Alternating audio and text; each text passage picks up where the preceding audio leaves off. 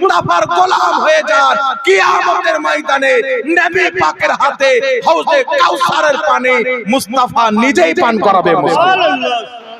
এইজন্য পৃথিবীর মুসলমান, বুখারী শরীফের হাদিস, রাসূলুল্লাহ সাল্লাল্লাহু আলাইহি সাল্লাম বলছেন কিয়ামতের ময়দান হবে। বর্তমান দুনিয়াতে আমাদের প্রতি যদি কোনো কেস হয়ে যায়, আমরা উকিলকে নিয়ে টানাটানি করি, ঠিক না বেঠিক? উকিলকে নিয়ে টানাটানি করি কিনা? উকিলকে নিয়ে টানাটানি করি, প্রধানের বাড়ি যাই, মেম্বারের বাড়ি যাই। প্রধান যদি খুব ভালো থাকে তো সুবহানাল্লাহর একটু টেঁড়া থাকে তো 5000 টাকা দিয়ে যায়, নাকি বলে? তো এখানে আমরা যে কোনো মামলাতে যদি ফেসে যাই, তাহলে ওই ব্যক্তির নিকটে যাই যেই ব্যক্তির হাত থানা পর্যন্ত, ওসি পর্যন্ত, ডিএসপি পর্যন্ত থাকে। ওই কিয়ামতের ময়দানে কোনো চারা থাকবে না, সাধারণ লোক তো সাধারণ লোক, আম্বিয়ায়ে কিরাম নবীগণ পর্যন্ত ইয়া নাফসি করবে। এই উম্মত প্ল্যান করবে, কোন তো রাস্তা বের করতে হবে, এই কিয়ামতে বাঁচতে হবে। মাথার উপরে সূর্য, কলিজা ফেটে যায়, এখন আমরা উপায় কি করি, কোন দিকে যাই? পরামর্শ করে ফাইনাল হবে আল্লাহর নবীদের দরবারে চলো। সুবহানাল্লাহ। আজকে যারা বলছে হজ করতে গিয়ে নবীর দরবার যাবে না, এ দাজ্জাল কানার বেটা খ্রিস্টানের বাচ্চা কি করে নবীর দরবারে তখন যাবে? যে হজ করতে গেল আর নবী মুস্তাফার রওজা যাওয়াকে হারাম মনে করে গেল না, ও হাজী হয়ে আসলো না, কুকুর ইবনে কিনজির হয়ে আসলো। সুবহানাল্লাহ। ও হাজী নয়। আরে মুমিন ওয়াকে বলে যে তাওয়াফ করবে কাবা আর অন্তরে বসে থাকবে মদিনার গুম্বাদে খাজরা। সুবহানাল্লাহ। তাওয়াফ হবে কাবা, অন্তরে মহব্বত হবে নবীর। এই জন্য পৃথিবীর মুসলমান সবাই মিলে ছুটবে আদম নবীর দরবারে। আদম আলাইহিস সালাতু ওয়াস সালামের নিকটে এই মুসলমান যখন গিয়ে পৌঁছাবে, ইয়া আদম আলা নবিয়্যিনা আলাইহিস সালাম, আপনি মানব জাতির আদি পিতা, আল্লাহ আপনাকে প্রথম দুনিয়াতে পাঠিয়েছেন মানুষ বানিয়ে, আপনাকে জান্নাতে রেখেছেন, আপনাকে আদম শফিউল্লাহ নিজের শাফি বানিয়েছেন। আপনি আমাদের দিকে তাকান, আমাদের সুপারিশ করেন, আমাদের শাফাত করেন। হযরতে আদম আলাইহিস সালাম বলবেন ইযহাবু ইলা গায়রি, অন্য কাউরির কাছে যাও, এই কাজের জন্য আমি নই, অন্য কাউরির কাছে যাও। মানুষ নিরাশ হয়ে আবার ইব্রাহিম নবীর কাছে যাবেন, ছুটাছুটি করবেন, প্রত্যেক নবী বলবেন ইযহাবু ইলা গায়রি, অন্য কাউরির কাছে যাও। প্রত্যেক নবী বলবেন অন্য কাউরির কাছে যাও। শেষে ঈসা আলাইহিস সালাতু ওয়াস সালাম বলবে এই মানব জাতি ইদিক উদিক গিয়ে কোনো লাভ নাই, ইদিক উদিক ছুটাছুটি করে লাভ নাই। আজ কিয়ামতের ময়দানে নবী ওলি গাউস কুতুব সবাই ইয়া নাফসি করতেছেন। আর আজ এই কিয়ামতের ময়দানে যদি তোমাদেরকে সুপারিশ করে কেউ জান্নাতে নিয়ে যেতে পারে তো আব্দুল্লাহর বেটা আমিনার লাল মুহাম্মদ রাসূলুল্লাহ পারবে। সুবহানাল্লাহ, সুবহানাল্লাহ। এদিক ওদিক সময় নষ্ট করিও না, চলে ছুটে যাও মুহাম্মদ রাসূলুল্লাহর দরবারে। এই পৃথিবীর মুসলমান, আমার আলা হযরত আজিমুল বরকত, ইমামে ইশক ও মুহাব্বত, কানজুল কারামাত, মুজাদ্দিদে দ্বীন ও মিল্লাত বলতেছে, কি বলতেছে? ওढ़कर जब वो नूरी चादर आएंगे सारे महशर का नक्शा बदल जाएगा। সুবহানাল্লাহ, সুবহানাল্লাহ। উনি যখন নুরানি চাদর গায়ে দিয়ে মাহফিলে চলে আসবে হাসরের ময়দানে, রাসূল পাকের নুরানি চেহারাকে দেখে উম্মতের চেহারাটা খিলে যাবে, ফুলের মতন খুশবুদার হয়ে যাবে, খিদা ভুলে যাবে, পিপাসা ভুলে যাবে। নবী পাককে দেখে সবাই টেনশনে ছিল, আরে নবীকে দেখে মেরাজ হয়ে গেল, হাসরের নকশা পরিবর্তন হয়ে গেল। সুবহানাল্লাহ। আলা হযরত বলছেন আমার নবী যখন নুরানি চাদর গায়ে দিয়ে আসবে, সুন্নি মুসলমান যখন দেখবে আবহাওয়া সব চেঞ্জ হয়ে যায়। নবী চলে এসেছেন, টেনশন কিসের আছে? নবী চলে এসেছেন, প্রবলেম কি, টেনশন কি? যা করার মুস্তাফা করবেন। পৃথিবীর মুসলমান মানুষজন গিয়ে রাসূল পাককে বলবেন ইয়া রাসূলুল্লাহ, আদম ফিরিয়ে দিয়েছেন, ইব্রাহিম ফিরিয়ে দিয়েছেন, মুসা নবী আপনার পথ দেখিয়ে দিয়েছেন, আজকে আপনি যদি সুপারিশ না করেন এই কঠিন কিয়ামতের ময়দানে আমরা কোন দিকে যাব? আমাদের দিকে তাকান। রাসূল পাক বলবেন টেনশন করার কোনো বিষয় নয়, চিন্তা করতে হবে না, আনা লাহা, এই জন্য তো আমি আছি। জোরে বলুন সুবহানাল্লাহ, সুবহানাল্লাহ। আমি তো এই জন্য হাসরে আছি, চলে এসো আমার কাছে এসো। বুখারী শরীফের হাদিস, রাসূল পাক সাল্লাল্লাহু আলাইহি সাল্লাম বলছেন আমি কিয়ামতের ময়দানে সিজদা করব। আপনারা অনেক সিজদা তো দেখেছেন, বর্তমানে কিছু সেজদাকারী আছে মসজিদে গিয়ে এমন করে পাও মেলে মনে হচ্ছে নামাজ পড়তে আসেনি, ওর বাপ দাদার জমি দখল করতে এসেছে, আছে না? জি জি আর পায়ে পা চাপাবে, ওকে বলেন দলিল দাও, তো বলবেন নবী পাক বলেছেন পায়ে পা মিলিয়ে দাঁড়াও। তো পায়ে পা মিলিয়ে দাঁড়াও মানে যদি চড়াও হয়, তো নবী বলেছেন ঘাড়ে ঘাড় মিলিয়ে দাঁড়াও, তো ওটা তোর বাপ চড়াবে। নবী বলেছেন হাঁটুতে হাঁটু মিলিয়ে দাঁড়াও, তো ওটা তোমার খালু চড়াবে। তো ওয়াহাবি জ্ঞান থাকলে ওয়াহাবি থাকবে না, ওয়াহাবি থাকলে খোদার কসম জ্ঞান থাকবে না। সুবহানাল্লাহ। পায়ে পা মিলাও মানে চড়িয়ে দাও বলে দিল, তো ঘাড়ে ঘাড় মিলাও তো ওটাও তো চড়াইতে হবে, হাঁটুতে হাঁটু মিলাও ওটাও তো চড়াইতে হবে। আমি এই গাঁজাখোরদেরকে পরামর্শ দিব, ইবনে হাজার আসকালানী বুখারীর শারা ফাতহুল বারী পড়ে নাও, ইমাম নববী মুসলিমের শারা শারহুন নববী পড়ে নাও, স্পষ্ট ভাষায় লেখা আছে পায়ে পা মিলিয়ে দাঁড়াও, ঘাড়ে ঘাড় মিলিয়ে দাঁড়াও, এর অর্থ হচ্ছে কাতার সোজা করে দাঁড়াও। সুবহানাল্লাহ সুবহানাল্লাহ। নবীর বলার উদ্দেশ্য হচ্ছে কাতার সোজা করা, পায়ে পা চড়িয়ে দেওয়া নয়। না তো মিশকাত শরীফ বলেন অসংখ্য কিতাবে আছে, যদি আপনি চলতে চলতে কোনো ব্যক্তির শরীরে পায়ে পা লেগে যায়, রাসূল বলছেন তাকে সালাম দাও, এটা বেয়াদবি। জেনে শুনে কাউকে পা লাগানো না যায়, আর এই নাজায়েজ কাজ ওয়াহাবিদের নামাজের মধ্যে হয়ে যায় ইবাদত। এরা খ্রিস্টানের ইবাদত করে না, কার ইবাদত করে আল্লাহ পাকই জানে। পাগলা কুকুর কামড়াচ্ছে স্বপ্নে এসে, মাতাল এমন হয়ে গেছে যে নামাজটা পড়ছে তো মনে হচ্ছে আল্লাহর দরবারে নয়, শ্বশুরের কাজ মোটরসাইকেল চাচ্ছে। এইভাবে বুঝতে পারছেন, এইভাবে দাঁড়াচ্ছে, এটা কোনো আদব? কিয়ামতের সকাল পর্যন্ত সারা পৃথিবীর লামাযহাবিকে চ্যালেঞ্জ করি, ক্ষমতা যদি না থাকে দামিশক থেকে ইবনে তাইমিয়ার লাশকে উঠিয়ে নিয়ে চলে এসো, তারও পেশাব বেরিয়ে যাবে, বুকের উপরে হাত মানা কোন মায়ের লাল বৈধ প্রমাণ করতে পারবে না। সুবহানাল্লাহ সুবহানাল্লাহ। কিয়ামত সকাল পর্যন্ত বুকে হাত মানা বৈধ প্রমাণ করতে পারবে না। যারা জবরদস্তি বুকে হাত মানে এদের মগজে শয়তান বসে আছে, হার ধার্মিক জাহালত মূর্খতা। ইমাম তিরমিজিতে ক্লিয়ার করে দিয়েছে সাহাবায়ে কেরাম নাভির নিচে হাত বাঁধতেন এবং নাভির উপরে হাত বাঁধতেন। সুবহানাল্লাহ সুবহানাল্লাহ। বুকে হাত বাঁধার পৃথিবীর কোনো কিতাবে কোনো সহিহ হাদিস নাই। এইজন্য লামাযহাবিদের বড় আব্বা ইবনে কাইয়িম জাওজি লামাযহাবিদের কিতাব আল ফাওয়াইদের মধ্যে লিখেছে বুকে হাত বাঁধা মাকরুহ। এটা ইহুদিদের সাথে সাদৃশ্য হয়। আর 1000 বছর পূর্বে ইমাম সারাকসি রাহমাতুল্লাহ আলাইহি আল মাবসুত কিতাবে লিখেছে বুকে হাত বাঁধা ইহুদিদের তরিকা, নাভির নিচে হাত বাঁধা মুসলমানদের তরিকা। সুবহানাল্লাহ সুবহানাল্লাহ। এদের আকীদা তো ইহুদির মতন ছিল, নামাজটাও ইহুদির মতন বানিয়ে নিচ্ছে। আর আমাদেরকে বলছে হানাফিদের নামাজ সহিহ নাই, বসো বেটা কোন ময়দানে বসো, তোমার বাপ পর্যন্ত পানি খেয়ে যায়। আমাদের নামাজকে বেঠিক প্রমাণ করলে জলঙ্গির বিমল দাসের বেটা হোক আর যে কোনো লামাযহাবি হোক, যারা পরিচিত আছে, আদর বাদর নয়। এখন মার্কেটে কিছু ফুচকা বেরিয়েছে, জাহাঙ্গীরের বিরুদ্ধে বললে একটু ভাইরাল হওয়া যাবে, বুঝতে পারছেন? এরকম ফুচকা মাল বেরিয়েছে, এই ফুচকা মালগুলির জন্য আমাদের মুনিরুল ভাই যথেষ্ট আছে, এদের মুখ বন্ধ করার জন্য আলহামদুলিল্লাহ। আর ওদের বড়রা যখন মাথা তুলবে, আমরা বলতে চাই নামাজ তো মুসলমানের জন্য। কোন লামাযহাবি মায়ের দুধ পান করে থাকলে সামনে বসে নিজেকে মুসলমান প্রমাণ করে দাও, তোমার গোলামি কবুল করে যাও। সুবহানাল্লাহ সুবহানাল্লাহ। দেওবন্দি হোক, লামাযহাবি হোক, তাবলীগী জামাতের লোক হোক, যদি আমাদের সামনে বসে তাদের যেইগুলো নোংরা কুফরি আকীদা, আল্লাহ রাসূলের যারা তারা যেগুলো গুস্তাখি কিতাবের মধ্যে লিখেছে, সেইগুলিকে রেখে কুরআন হাদিসকে ফয়সাল হিসাবে সালিস হিসাবে রাখবো।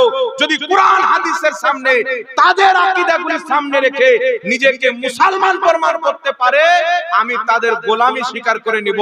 কিন্তু সূর্য পশ্চিম দিকে উদিত একদিন হবে, তারা নিজেকে আমাদের সামনে বসে মুসলমান প্রমাণ করতে পারবে।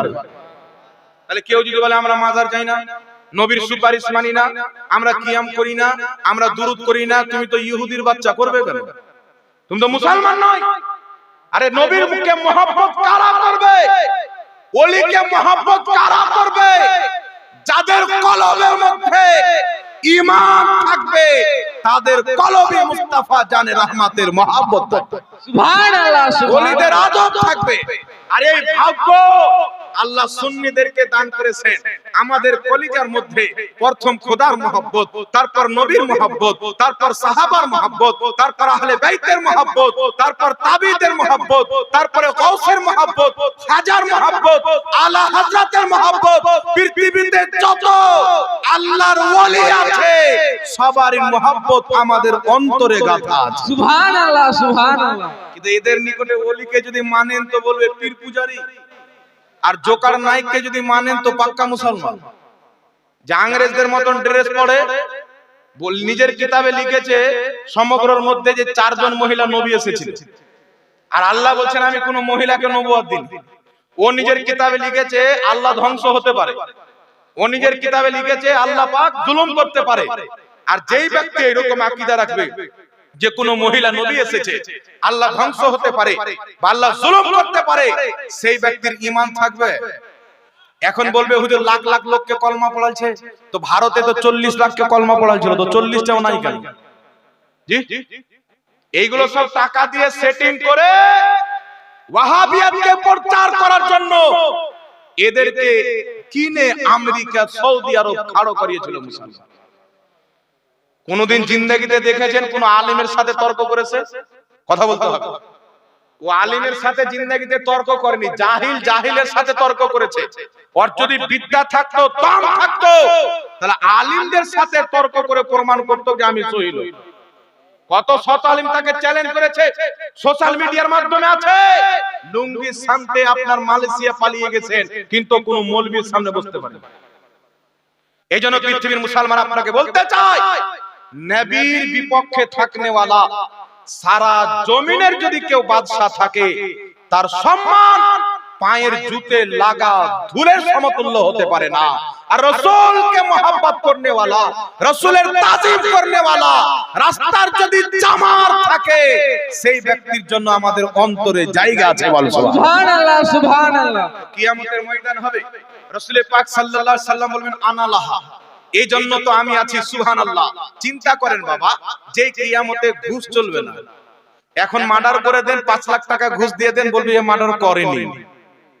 বিভিন্ন রকমের এখন টাকা দিয়ে অনেক কিছু পাওয়া যায়। জি ব্রাদার ইসলাম, মিথ্যা বলছে নাকি? কথা বলে। বড় কেসকে টাকা দেন, আস্তে আস্তে যেমন গুব্বারাতে ফুটো করে দিলে হাওয়া পড়তে পড়তে ছোট হয়ে যায়, যত টাকা ঢালবেন বড় বড় কেস ছোট হয়ে যাবে। কিন্তু কিয়ামতের ময়দানে কোন বাপের বেটা আছে যে কাউকে ঘুষ দিয়ে দিয়ে?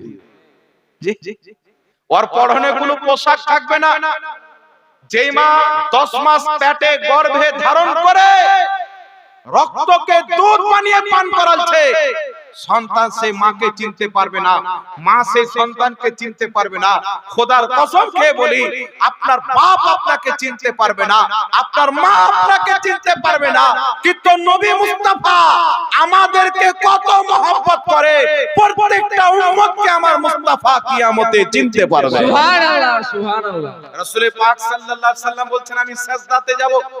সহিহ বুখারীর হাদিস, আমার নবী মুস্তাফা সিজদায় পড়ে গেলেন। আল্লাহর নবী মুস্তাফা বলছেন আমাকে ওই সময়তে আল্লাহ পাক কিছু তাসবিহ শিখাবেন, আমি সেইগুলি তাসবিহ সিজদায় পড়ে পাঠ করব, উম্মতকে বখশাবার জন্য, উম্মতকে সুপারিশ করার জন্য। আমার নবী কিয়ামতের মাঠে সিজদায় পড়ে আছেন। আলা হযরত বলছেন আল্লাহ কে জাহান্নাম अब भी न सर्द होगा, रो रो के मुस्तफा ने दरिया बहा दिए। সুবহানাল্লাহ। আল্লাহ এখন কি তোমার জাহান্নামের আগুন নবীর উম্মতের জন্য ঠান্ডা হবে না? আমার নবী কান্না করতে করতে চোখের পানির দরিয়া বের করে দিয়েছেন। সুবহানাল্লাহ। রাসূল পাক সাজদায় পড়ে আছেন, তাসবিহ পাঠ করছেন। বুখারী শরীফের মধ্যে হাদিস, আল্লাহ পাক বলবেন ইয়া মুহাম্মদ ইরফা রাসাক, এ মুহাম্মদ মাথা তুলো, এ মুহাম্মদ মাথা তুলো। তুমি যার শাফাত চাইবে তাকে বখশে দেওয়া হবে, তুমি যা চাইবে খোদা বলছেন বুখারীর হাদিস তোমাকে তাই দেওয়া হবে। আব তো মাথা তুলো, তুমি যা চাইবে তোমাকে তাই দেওয়া হবে। চিন্তা করেন মুসলমান, আমার নবীর পাওয়ার, আমার নবীর ক্ষমতা, আদম থেকে নিয়ে ঈসা পর্যন্ত প্রত্যেক নবী কিয়ামতের ময়দানে খোদাকে রাজি করতে ব্যস্ত আছেন। প্রত্যেক সাহাবী, প্রত্যেক তাবী, বড় বড় বাদশা, বড় বড় নেতা কিয়ামতের ময়দানে তাকিয়ে আছেন, খোদা রাজি হয়ে যাও, খোদা রাজি হয়ে যাও। আমার খোদা তাকিয়ে আছেন, মাহবুব মুস্তাফা তুমি রাজি হয়ে যাও, নবী তুমি রাজি হয়ে যাও। তাই আমার আলা হযরত বলছেন, খোদা কি রাজা চাহতে हैं दो आलम, খোদা চাহতা है रज़ाए मोहम्मद। সুবহানাল্লাহ সুবহানাল্লাহ। সারা পৃথিবী চাই খোদাকে রাজি করব, আমার খোদা চাই মুহাম্মদ রাসূলুল্লাহকে রাজি করব। আল্লাহ বলছেন, ইয়া মুহাম্মদ ইরফা রাসাক, মুহাম্মদ তুমি মাথা তুলো। নিজের কিসমতে নাজ করেন সুন্নি মুসলমান। আপনাদেরকে বলতে চাই, যারা দেওবন্দি, যারা তবলিগি, যারা আহলে হাদিস, আমি চ্যালেঞ্জ করতেছি। এটা নয় যে আমরা চ্যালেঞ্জ করে পালিয়ে জানাওয়ালা লোক। কালকে যদি এখানকার কমিটি ফোন করে হুজুর বসতে হবে, বোরা বিস্তার নিয়ে হাজির হয়ে যাবে ইনশাআল্লাহ। এদের যেগুলো আকীদা এদের কিতাবে লেখা আছে, মাত্র 3টা থেকে 4টা আকীদা বলছি শুনেন। দেওবন্দি তবলিগি জামাতের আকীদা, রশিদ আহমদ গাঙ্গুহি ফাতাওয়া রশিদের মধ্যে লিখেছে আল্লাহ ঝুট বল सकता है, আল্লাহ মিথ্যা বলতে পারে। দেওবন্দি তবলিগীদের মুজাদ্দিদ আশরাফ আলী থানভী হিফজুল ঈমান কিতাবের 8 নম্বর পৃষ্ঠার মধ্যে লিখেছে নবীর মতন জ্ঞান প্রত্যেক পশু, জীব জন্তু, জানোয়ারকেও আছে। দেওবন্দ মাদ্রাসার প্রতিষ্ঠাতা কাসিম নানকাবি তাহজীরুন নাস কিতাবের 25 পৃষ্ঠার মধ্যে লিখেছে নবীর পরে নতুন নবী জন্ম নেওয়া সম্ভব আছে। সুবহানাল্লাহ। দেওবন্দীদের গুরু খলিল আহমদ আম্বেঠি বারাহিনে কাতিয়ার 121 পৃষ্ঠার মধ্যে লিখেছে শয়তানের জ্ঞান নবীর চাইতে বেশি, এটা কোরআন থেকে প্রমাণিত। নবীর জ্ঞান বেশি আর কোনো দলিল নাই। এগুলো আকীদা থাকার পর কেউ নবীর সুপারিশ পাবে? আপনার বাপকে গালি দেওয়ার পর আপনার বাড়িতে যদি ভিক্ষা চাইতে যাই পাবো? কথা বলতে হবে। আপনার মাকে গালি দিয়ে ভিক্ষা চাইতে গেলে দিবে? তো কিয়ামতের শাফাতের ভিক্ষা চাইতে নবীর দরবারে তবলিগি জামাতের লোক, দেওবন্দি লোক কোনটা মুখ নিয়ে যাবে? তোমার বাপ দাদা তো নবীকে গালি দিয়ে রেখেছে। আহলে হাদিসদের গুরু ইসমাইল দেহলভী এক রোজা কিতাবে লিখেছে আল্লাহ মিথ্যা বলতে পারে। আহলে হাদিসদের গুরু সানাউল্লাহ আমৃতসরি শামিয়ে তাওহীদ কিতাবে লিখেছে আল্লাহ মিথ্যা বলতে পারে, এটাকে জায়েজ বলেছে, সমর্থন করেছে। শুধু তাই নয়, ইসমাইল দেহলভী লিখেছে নবী মরে মাটির সাথে মিশে গেছে। ওই ইসমাইল দেহলভী তাকওয়াতুল ঈমানের 51 পৃষ্ঠার মধ্যে লিখেছে নবীর সম্মান বড় ভাইয়ের মতো করতে হবে, বেশি করলে শিরক হবে। ওই ইসমাইল দেহলভী সিরাতে মুস্তাকিম 148 পৃষ্ঠার মধ্যে লিখেছে নামাজের মধ্যে যদি জিনার শরণ চলে আসে, গরু ছাগলের শরণ চলে আসে, নামাজ হয়ে যাবে। মুহাম্মদ রাসূলুল্লাহর শরণ আসলে নামাজ হবে না। এর জোরে হবে না নাউজুবিল্লাহ? নাউজুবিল্লাহ নাউজুবিল্লাহ। এত নোংরা আকীদা লেখার পর এদের লম্বা লম্বা শয়তানি দাড়ি দেখে, শয়তানি টুপি দেখে, শয়তানি পোশাক দেখে যারা তাদের দলে যাচ্ছে আর নবী বলি থেকে দূরে হচ্ছে, এরা আখিরাতকে চিন্তা করো, কিয়ামতে নবীর শাফাত তোমরা পাবে না। নবীর দুশমনদের কাতারে তোমরা চলে গেছো, এসো গওস পাকের কাতারে, সুন্নি জামাতে চলে এসো, গরিব নামাজের কাতারে চলে এসো, মাখদুমে সিন্নার কাতারে চলে এসো। পৃথিবীর যত আউলিয়া কিরাম আছে তাদের কাতারে সুন্নি হয়ে যাও। আর যদি কবরে চলে যাও, নবী মুস্তাফা কাজে আসবে, হাসরেও নবীর শাফাত পেয়ে যাবে। সুবহানাল্লাহ সুবহানাল্লাহ। রাসূল পাক সাল্লাল্লাহু আলাইহি সাল্লাম মাথা তুলছেন, শাফাত শুরু হচ্ছে। এখানে একটা পয়েন্ট নোট করেন বাবা, এই হাদিসটা পড়ে বাংলাদেশে একটা বক্তা আছে, ওর নাম নিতে ইচ্ছা করছে না, কি করব, মানুষকে বুঝার জন্য নিতে হবে।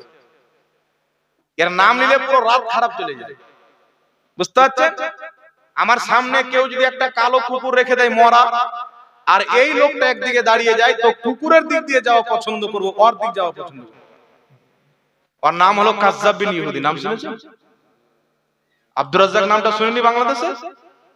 এ বলেছেন নবীর মুখে গন্ধ ছিল।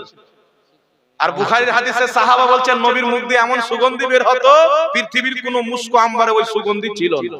সুবহানাল্লাহ। আর সমাজে কিছু গাঁজাখোর মাতাল লোক আছে, এরা আবার ও হারামখোরের বক্তব্য শুনছে।